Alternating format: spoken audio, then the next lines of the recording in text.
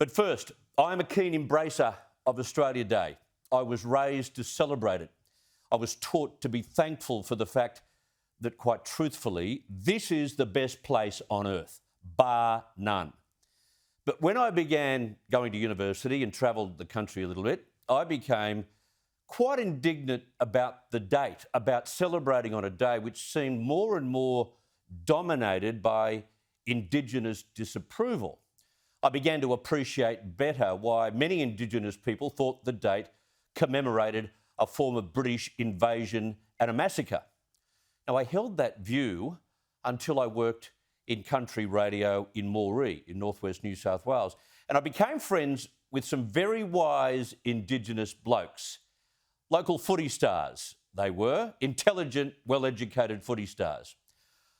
And I've told this story in other places, so if you've heard it before, I apologise.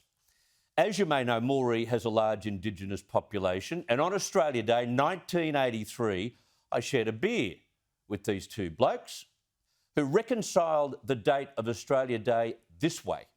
They said that January 26 was not an invasion. They knew that the history books showed that the white fellas didn't land that day as any kind of physical combative force.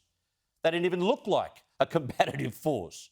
In fact, the First Fleet's official orders were to live, quote, in a conciliatory manner with Aborigines.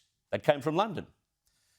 What they do commemorate painfully, though, are the massacres they knew of well, in places southwest of Moree, like a little place called Bingra, where some of their ancestors were killed in the Mile Creek Massacre of 1838.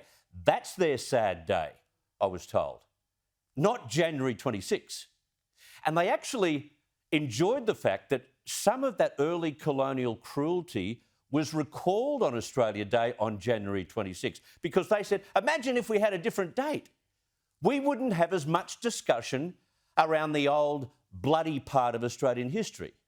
That was their view. You may differ on that point. And on the positive side of the ledger, these blokes felt quite thankful that they and their children would learn more, would live longer than any of their grandfathers could have hoped for. I was knocked out. I thought it was a terrific insight. And maybe we need to keep January 26 just as it is, so we are forced not just to appreciate what we've achieved in this country in such a short space of time, which is truly remarkable, but it also allows us to appreciate the lasting pain of many Aboriginals. And my Italian mates later explained to me, and you may have heard this conversation come up on the program last night when I spoke to the Arabic mayor of Canterbury Bankstown.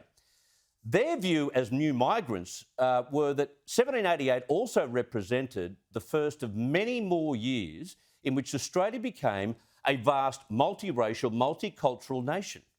And that is so true. This land began with one culture, which, by the way, didn't always work out very well. The various mobs were responsible for their own rivalry and their own bloodshed.